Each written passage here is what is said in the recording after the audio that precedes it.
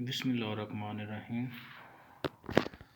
आज ही हम डिस्कस करेंगे West Pakistan Family Court Act 1964।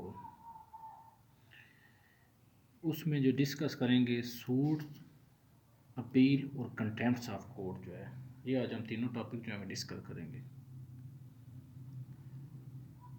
Section 7 जो है उसके तहत फैमिली कोर्ट एक्ट के तहत जो दावा कैसे दायर किया जाता है, कौन कौन से दावे जो हैं दायर किए जा सकते हैं और कोर्ट जो है क्या तरीक़ेकार इख्तियार करती है, ये सेक्शन 7 के तहत ये हम डिस्कस करेंगे कि कौन कौन से इसमें तरीक़ाकार इख्तियार किया जाता है। फर्दर जो है जब डिग्री हो जाती है तो अपील का क्या राइट्स है, कंटेम्प्ट्स ऑफ कोर्ट क्या है, और इस तरह कोर्ट जो है पार्टी को कैसे जो है कंटेम्प्ट्स ऑफ कोर्ट में समन कर सकती है। दावे का जो मुकम्मल तरीक़ेकार जो है वो बताया गया सेक्शन 7 में। कौन कौन से दावा जात जो हैं फैमिली कोर्ट में दायर किए जा सकते हैं। अमूमन जो है हम दावा दायर करते हैं तो क्लेम जो है अलग-अलग दावे में दायर करते हैं, लेकिन सेक्शन 7 जो है फैमिली कोर्ट एक्ट 1964 का कि अगर कोई भी हम दावा जो है फैमिली कोर्ट में दायर करते हैं तो उसमें मुख्तलिफ क्लेम जो है एक ही दावे में हम दायर कर सकते हैं। जिस तरह जब औरत जो है तनसीख निकाह का दावा दायर करती है तो उसमें मुख्तलिफ क्लेम जो हैं प्लेंटिफ जो है एक ही दावे में दायर कर सकते हैं। जिस तरह तनसीख निकाह के साथ समान जेज़ का दावा दायर कर सकते हैं, नानो नफ़का जो है, हक मेहर का जो है, कस्टडी ऑफ चिल्ड्रन का जो है, ये सब जो है एक ही दावे में हम प्रेग कर सकते हैं। यानी कि हमें मुख्तलिफ दावों में दावा दायर करने की ज़रूरत नहीं है। जब हम एक तनसीख निकाह का दावा दायर करते हैं तो उसमें हम ये सारे जो हैं क्लेम दायर कर सकते हैं। ये जब सेक्शन 7 जो आप पढ़ेंगे 1964 एक्ट का, फैमिली कोर्ट एक्ट का, तो उसमें ये सारी चीज़ें जो हैं वो बताई गई हैं। दूसरे नंबर पे इसी तरह फर्दर देखते हैं डिफेंडेंट के पास क्या राइट है जब वो जवाब दाखिल कराता है। जब हम दावा दायर करते हैं उसके बाद डिफेंडेंट जो है उसको टाइम दिया जाता है, उसके बाद वो जवाब दाखिल कराता है। डिफेंडेंट भी जो है अपने जवाब में हकूक़ ज़ौजियत का दावा जो है उसी जवाब में क्लेम कर सकता है। यानी कि प्लेंटिफ ने क्लेम किया तनसीख निकाह, नानो नफ़का और समान जेज़ का, अब जब जवाब देंगे उसी क्लेम का तो अब उसमें हकूक़ ज़ौजियत यानी कि कंजुगल राइट का दावा भी क्लेम कर सकते हैं उसी जवाब में।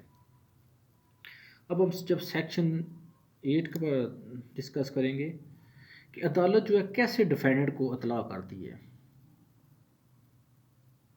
30 दिन के अंदर अंदर का जो है वो अदालत जो है नोटिस जारी करती है। जब दावा दायर किया जाता है तो उसके 3 दिन के अंदर अंदर मुद्दअ को नोटिस भेजा जाता है बजरिया डाक या फिर कोर्ट जो है अपनी जो है इंफॉर्मेशन एजेंसी है उसके थ्रू, जिसे हम प्यादा भी कहते हैं। ये नहीं कि दावा जब दायर कर देते हैं तो अदालत जो है 3 दिन के अंदर अंदर जो है समन नोटिस जो है वो डिफेंडेंट को करने होते हैं। अगर डिफेंडेंट 30 दिन के अंदर अंदर पेश हो जाता है तो उसे जवाब दावे का टाइम मिल जाता है। जवाब दावे की अदालत जो है 15 दिन की डेट आती है, इससे ज़्यादा डेट नहीं डाल सकती। जब डिफेंडेंट को समन इशू होते हैं, अगर वो 30 दिन जो है उसके अंदर अंदर पेश हो जाता है अदालत में तो उसे जो जवाब के लिए टाइम दिया जाता है 15 दिन से ज़्यादा नहीं दिया जाता। अदालत फिर जो है चेयरमैन यूनियन काउंसिल को भी नोटिस भेजती है, मुतलका जो भी यूनियन काउंसिल का चेयरमैन होता है उसको भी नोटिस भेजे जाते हैं। जब जवाब दावा अदालत में आ जाता है उसके बाद जो अगला प्रोसेस होता है वो प्री ट्रायल प्रोसीडिंग जो है वो स्टार्ट कर दी जाती है। अदालत दावा और जवाब दावे को सामने रख कर उसके बाद इशू फ्रेम करती है।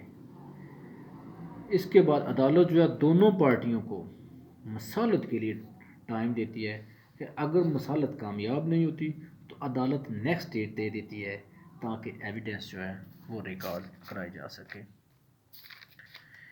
इसके बाद सबसे पहले जो है वो जो शहादत कराई जाती है वो प्लेंटिफ की शहादत करवाई जाती है। रिकॉर्डिंग ऑफ एविडेंस जो है किसका, आप देखेंगे सब सेक्शन 11, तो उसमें जब शहादत करवाई जाती है तो सबसे पहले प्लेंटिव यानी मुद्दईया की जो है शहादत की जाए, उसके बाद डिफेंडेंट की शहादत रिकॉर्ड होती है। जब शहादत रिकॉर्ड मुकम्मल हो जाती है तो फिर उसके बाद भी दोनों वकील जो हैं इस पर जीरा करेंगे। अदालत जो है शहादत बजरिया कमीशन भी रिकॉर्ड करवा सकती है और ख़ुद भी रिकॉर्ड कर सकती है।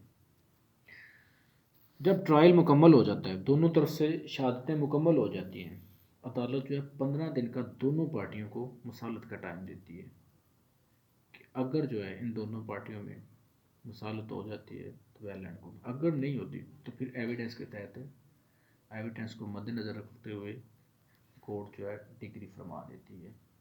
यानी कि जब ट्रायल मुकम्मल भी हो जाता है, एविडेंस कंप्लीट हो जाती है दोनों तरफ से, प्लेंटिफ की भी और डिफेंडेंट की भी, इसके बाद भी जो अदालत है वो मुद्दईया को और डिफेंडेंट को 15 दिन का टाइम देती है कि वो आपस में मसालत कर लें। जब ये प्रोसेस मुकम्मल हो जाता है तो फैमिली कोर्ट जो है वो 6 माह के अंदर अंदर जो है उसने फ़ैसला कि बाउंड होती है कि उसने फ़ैसला करना है जब ट्रायल कंक्लूजन। अगर जो है फैमिली कोर्ट 6 माह के अंदर अंदर फैसला नहीं करती तो आप जो है हाई कोर्ट में रिट दायर कर सकते हैं, आप उसमें डायरेक्शन ले सकते हैं। रिट में जो है स्पेसिफाइड टाइम जो है मेंशन कर दिया जाता है कि आपने 4 माह के अंदर अंदर फैमिली ट्रायल को कंप्लीट करना है। जब डिग्री इशू हो जाती है, अदालत इशू कर देती है, तो फिर अदालत जो है 30 दिन का टाइम देती है कि जो मुतलका डिग्री है इसको सेटिस्फाइड किया जाए। मसलन कोई डिग्री जो है अगर अमाउंट जो है उसमें मेंशन की जाती है कि आप 30 दिन के अंदर अंदर जो है डिग्री होल्डर को ये रकम जो है पे कर दे। अगर जो है डिफेंडेंट नहीं करता तो अदालत जो है प्लेंटिफ को अजरा की इजाज़त दे देती है। अजरा किस तरह दायर किया जाता है? अजरा हमेशा सेम कोर्ट में दायर किया जाता है। जो अदालत डिग्री इशू करती है उसी अदालत में अजरा दायर किया जाता है कि ये आपका फैसला उस पर वो खुद इम्प्लीमेंट करवाती है। अब हम अजरा भी हो गया। अगर जब कोई भी अदालत जो है वो डिग्री इशू करती है, अगर एक पार्टी जो है वो कहती है कि मेरे साथ जो है इंसाफ नहीं हुआ, अग्रीव पर्सन जो है इसके बाद उसके पास अपील का राइट होता है। सेक्शन 14 जो है फैमिली कोर्ट एक्ट 1964 का अपील को डील करता है। इसमें यह कहा गया है कि कहाँ कहाँ पे अपील हम कर सकते हैं। डिस्ट्रिक्ट जज ने अगर कोई डिग्री जारी करी है तो उसके ख़िलाफ़ जो अपील होगी हाई कोर्ट में अपील होगी। जब सेक्शन 14 ये खोलेंगे ना आप, तो उधर अपील का जो सारा बताया गया कि किधर किधर जो है हम अपील कर सकते हैं। अगर फैमिली कोर्ट ने डिग्री जारी की है तो उसके ख़िलाफ़ जो अपील हम करेंगे डिस्ट्रिक्ट कोर्ट में करेंगे। ये प्रोविजन सेक्शन 14 में बताया गया है कि कहाँ पे अपील है, कौन से फोरम पे की जा सकती है।